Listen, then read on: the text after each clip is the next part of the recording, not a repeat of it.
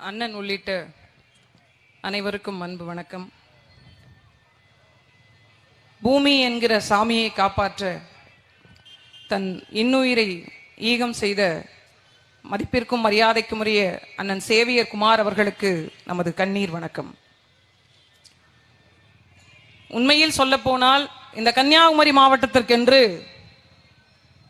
மிகப்பெரிய மகத்துவம் இருக்கிறது. எந்த மாவட்டத்திலையும் மலைகளும் கடலும் இருப்பதில்லை. அப்படியே இருந்தாலும் அருவிகளும் ஓடைகளும் ஆறுகளும் இருப்பதில்லை. அப்படியே இருந்தாலும் அடர் காடுகள் இருப்பதில்லை.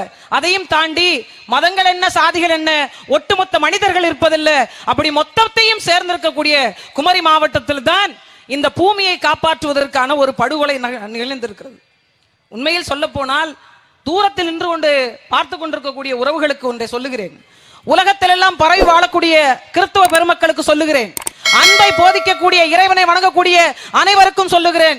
ஏதோ நாம் தமிழர் கட்சியினுடைய தக்கலை ஒன்றிய பொறுப்பாளர் எங்கள் அண்ணன் சேவியர் குமார் படுகொலை செய்யப்பட்டார் என்று இல்லை, இல்லை.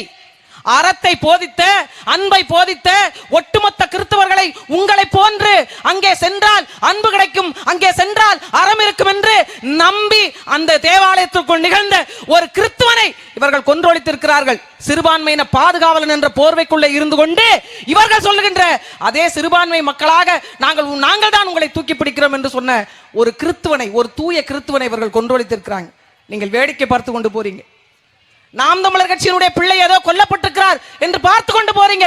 இங்கே நாம் தமிழர் கட்சி போராடி கொண்டிருப்பதும் இந்த அன்பை போதிக்கக்கூடிய, மதத்தை வைத்துக் கொண்டு அந்த மதத்தின் போர்வையில இருந்து கொண்டு இருக்கக்கூடிய பெருச்சாளிகள் இப்படி போன்ற வேலையை செஞ்சிருக்காங்க இல்லையா? அதற்கான கண்டனத்தை தெரிவிக்கத்தான் இந்த கூட்டமே.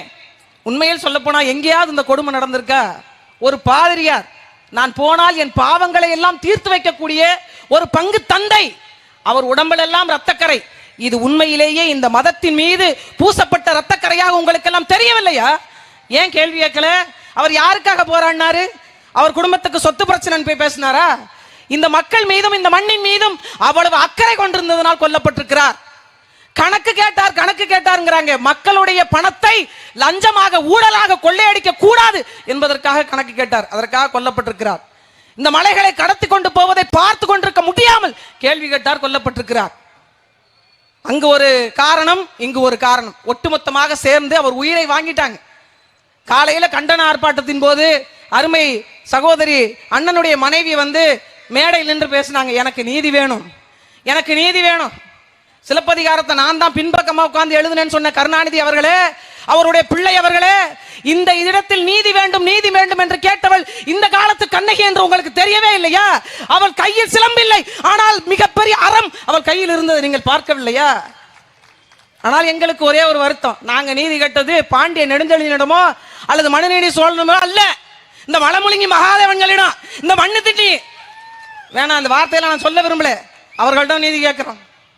எப்படி கிடைக்கும்? எப்படி கிடைக்கும்?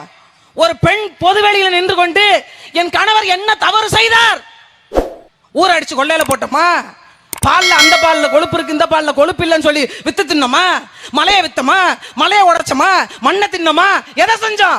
இந்த மண்ணினுடைய வளத்தை காப்பாற்றுவதற்கு போராடின ஒரு உயிர் போகப்படுகிறது என்றால் இதை பார்த்து கொண்டிருக்கக்கூடிய அனைவரும் அந்த ஆண்டவன் சொல்வது போல் நாம் சபிக்கப்பட்டவர்கள் தான். இன்னும் கேள்வி கேட்காமல் நாம் கடந்து போகிறோம். இந்த மலைகள் என்பது அவ்வளவு சாதாரணமா? அவ்வளவு சாதாரணமா? எமது பெரும்பாட்டன் ராவணனுக்கும் இன்னொரு பெரும்பாட்டன் அகத்தியருக்கும் ஒரு சண்டை வருகிறது, ஒரு போட்டி வருகிறது. வீணை வாசிப்பதுல யார் உயர்ந்தவங்கன்னு சிவனால என்னால சொல்ல முடியாது, பெருமாள் என்னால சொல்ல முடியாது. வீணைக்கே அதிபதியாக இருக்கக்கூடிய அந்த வீணை என்கிற வாணியால என்னால தீர்ப்பு சொல்ல முடியாதுன்னு போயிட்டாங்க. ஏன்னா அவ்வளவு திறமை வாய்ந்தவர்கள். ஆனால் ஒரு மலை நீதியாக நின்று தீர்ப்பு சொன்னது. அப்படிப்பட்ட ஆகப்பெரும் மலைகளைத்தான் இவன் வெடி வச்சு தகர்க்கிறான். நாம் கடந்து போறோம். நீங்கள் யோசித்து பாருங்கள் உறவுகளே, நீதி கேட்டதற்காக ஒரு உயிர் கொல்லப்பட்டிருக்கிறது. கல்லை ஏத்திட்டு போகும்போது ஒரு அம்மா தலையில விழுந்துருச்சு. விழுந்தவங்க ஒண்ணு நாம் தமிழர் கட்சிக்காரங்க இல்ல, எங்களது தாய் என்று போராடிய என் தம்பி சீலன் உட்பட 15 பேர் மீது வழக்கு. 15 பேர் மீது கண்ணு முன்னாடியே கொலை பண்ணிட்டு ஓடி போனவங்களை இன்னும் கண்டுபிடிக்க முடியல, காவல்துறை கண்டுபிடிக்க முடியல, தலைமறைவாயிட்டாங்க. எங்களுக்கு இப்போ தெளிவா தெரிஞ்சு போச்சு, நீங்க வேங்க வயல்ல நடந்து கண்டுபிடிக்க போறது இல்ல. ஏன்? இப்பதான் டிஎன்ஏ டெஸ்ட் கொடுத்து டிஎன்ஏ பப்பரப்பேன் வந்துருச்சு, கண்டுபிடிக்க போறது இல்ல. கண்ணு முன்னாடி இருந்த குற்றவாளிகளை கூட முடியல, கண்டுபிடிக்க முடியல. இவர்கள் எப்படி வந்து நமக்கான வாய்ப்புகளை உருவாக்கி தருவாங்க, நீதியை தருவாங்க. இன்னும் நம்பிக்கொண்டு நீங்கள் வாக்கு செலுத்துங்கள். எனக்கு முன்னால் பேசிய சகோதரி போன்று நாம் மதத்தை கட்டிக்கொண்டு அலைகிறோம், மலைகளை விட்டு விட்டோம், தொலைத்து விட்டோம். அந்த மலைகளை காப்பாற்றுவதற்கென்று அந்த மலையின் அரணாக எங்கெல்லாம் மலைகள் இருந்ததோ அங்கெல்லாம் தமிழனுடைய இறை இருந்தது. அந்த இறையெல்லாம் ஒன்று சேர்ந்துதான் மொத்த வடிவமாக நாம் தமிழர் கட்சியும் எங்கள் அண்ணன் செந்தமிழன் சீமானை இந்த களத்தில் இறக்கி இருக்கிறது. நாங்கள் காப்பாற்றுவோம் என்ற நம்பிக்கையில் நீங்கள் கடந்து போறீங்க. யாருக்கோ என்ன நடக்குதுன்னு இந்த தேங்காய்பட்டினம் துறைமுகத்தில் மாசத்துக்கு 2 பேர் அல்லது 3 பேர் அல்லது 4 பேர் இறந்து கொண்டே இருக்கிறாங்க. எங்களுக்கு தேவையானதை செய்து கொடுங்க. ஆனா கேரளாவில் மலைகளை உடைப்பதற்கு தடை. ஏன்? அது இயற்கை வளங்கள் கொஞ்சுகின்ற சோலை, அது என்னுடைய நாடு, அது என்னுடைய சொர்க்க பூமி என்று பேசுகிறாங்க அங்க இருக்கிறவங்க. ஆனா இங்க இருக்கிறவங்களுக்கு என்ன? அங்க கட்டக்கூடிய அதானியினுடைய விழிஞன் துறைமுகத்துக்கு இங்க இருந்து மலைகளை உடைத்து கொண்டு போறாங்க. ஒவ்வொரு மலையை உடைத்து கொண்டு போகிற வாகனங்கள் போகும்போது உங்களுக்கு மனசு வலிக்கவே இல்லையா? வேடிக்கை பார்த்து கொண்டே கடந்து போறீங்களே.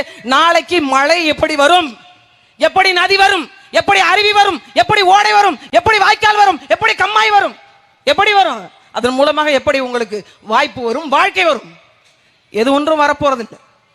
அப்போது நீங்க வேடிக்கை பார்த்து போகிறீர்கள். எங்களால் அப்படி கடந்து போக முடியாது.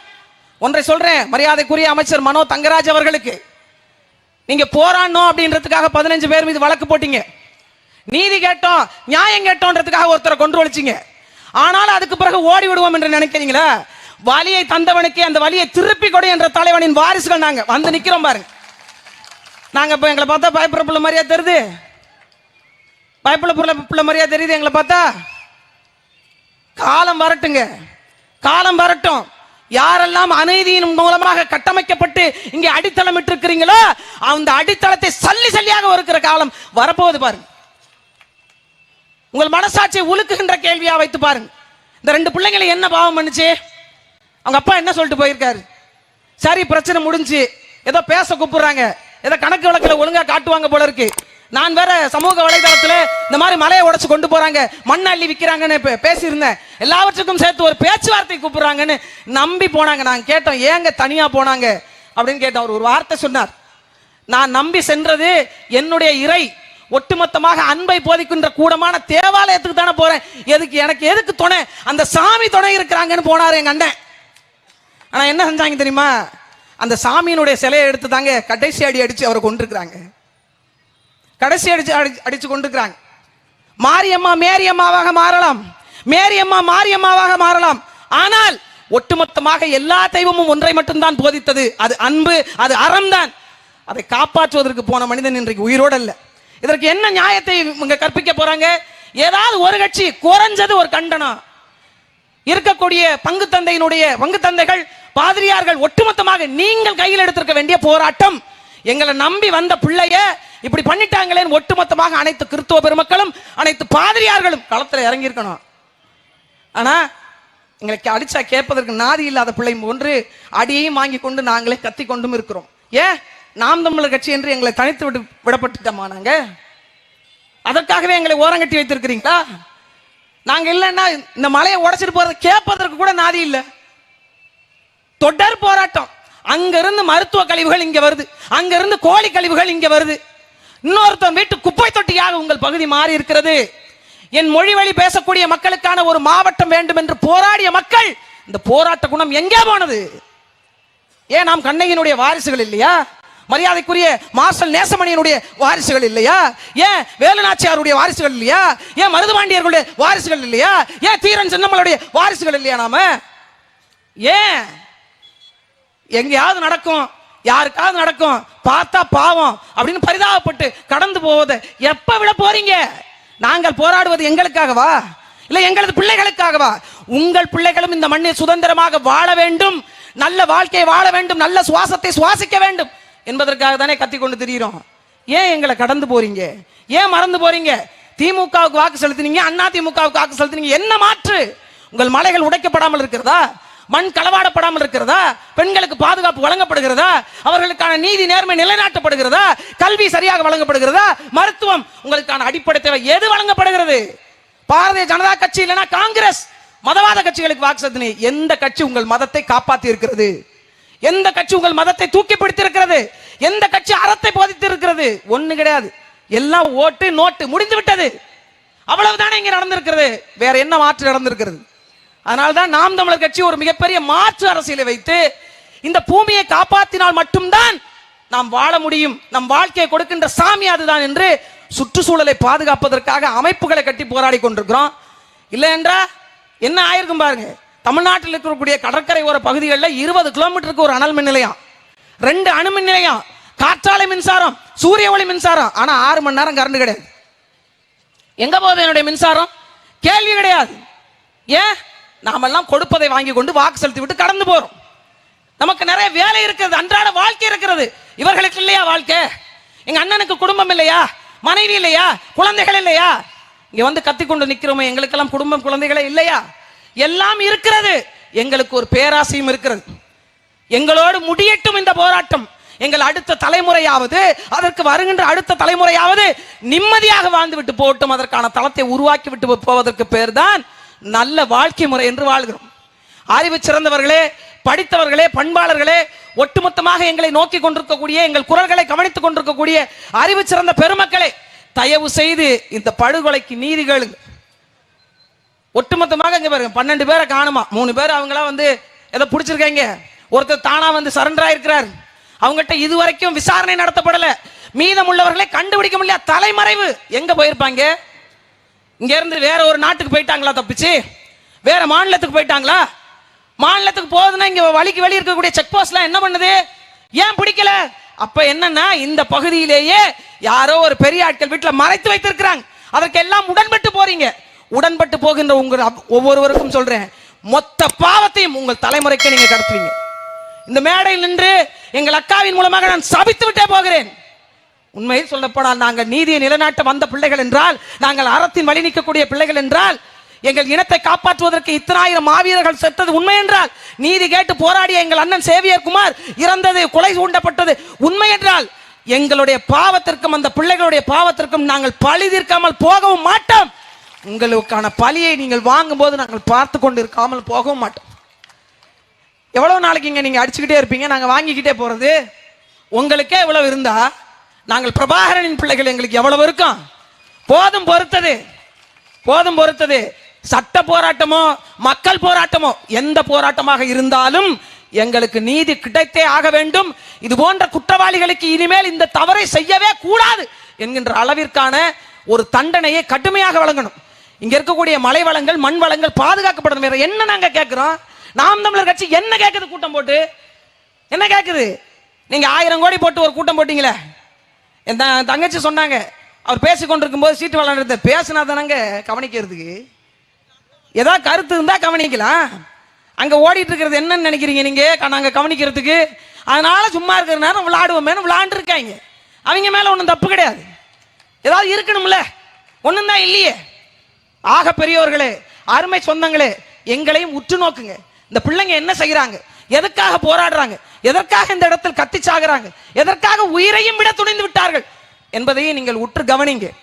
ஒட்டுமொத்தமாக உலகமெல்லாம் பரவி இருக்கக்கூடிய தமிழ் மக்கள் இது போன்ற கொடிய செயல்கள் இனிமேல் எங்கும் நடக்கக்கூடாது. அதுவும் குறிப்பாக அன்பை போதிக்கக்கூடிய தேவாலயத்தில் நடந்தது ஒட்டுமொத்த மக்களும் கவனிக்கணும். யாருக்கோ நடந்ததுன்னு கடந்து போகாதீங்க. இது போன்ற தவறுகள் இனிமேல் நடக்காமல் இருக்க வேண்டும் என்றால் எல்லா மக்களும் ஒன்று திரளணும். இது யாருக்கோ நடந்த அநீதி என்று இல்லாமல் நம் வீட்டில் ஒருவருக்கு நடந்த அநீதி என்று குரல் கொடுக்கணும். ஒன்று திரண்டு வாருங்க, நீதியை நிலைநாட்டுவோம். நமது வளத்தையும் நிலத்தையும் பாதுகாக்க வேண்டியது நமது கடமை. ஒட்டுமொத்தமாக நாம் தமிழர் கட்சி மிகப்பெரிய ஒரு வாய்ப்பை தேடிக்கொண்டிருப்பது அடுத்த தலைமுறைக்கான வளத்தை நிலத்தை பாதுகாத்து வைக்க. அதற்கான வாய்ப்பை கொடுங்கள், வலிமை தாருங்கள். எளிய மக்களுக்கான அதிகாரம் வெல்லட்டும். உலகத்திற்கெல்லாம் உணவளித்து விட்டு ஒட்டிய வயிறுடன் கட்டிய முண்டாசுடன் கையில் 2 கரும்பு ஏந்தி விவசாய சின்னத்தை வைத்துக் கொண்டு ஏழை எளிய மக்கள் தங்களுக்கான நிலத்தையும் வளத்தையும் பாதுகாக்க உங்கள் முன்னால் வருகிறோம். ஒட்டுமொத்தமாக ஒன்று திரண்டு நாம் தமிழர், நாமே தமிழர் என்ற ஒரு வாய்ப்பை கொடுங்கள். நன்றி, வணக்கம். நாம் தமிழர்.